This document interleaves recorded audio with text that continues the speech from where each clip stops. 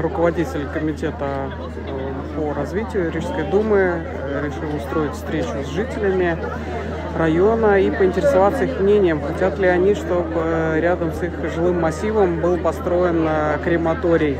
Люди однозначно высказали свою позицию, что они против и не хотят, чтобы здесь строился крематорий.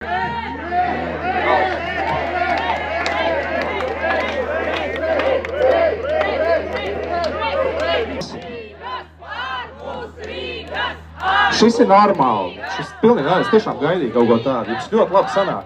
Super. Un es saprotu, ka tie video, kas tiek filmēti, es esmu ļoti daudzos iekšā. Paldies jums par to. Žēl, ka nav priekšvēlēšana kampaņa. Tiešām žēl. Tad jums jāsaprot viena lieta. Lai es pieņemtu.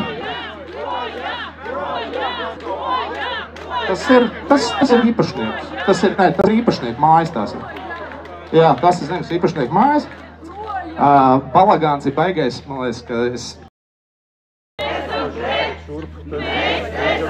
Un tad ir vēl pāris piemēri, kas ir citās Eiropas Savienības valstīs,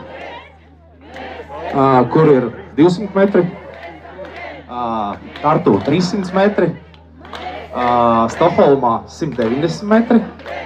Mēs varam, jā. Super. Es dzirdēju, ka jūs esat pret. Vai mēs varam diskusiju uztaisīt? Un atbalsts tiešām ir daudz. Man tiešām prieks, ka jūs mākat šādi korporēties. Man liekas, ka no jums ir jāmācās jebkuram politiskam spēkam. Tiešām maleči. Сюда пришли конкретные люди с конкретным решением. Мы против. Не надо манипулировать нашим мнением.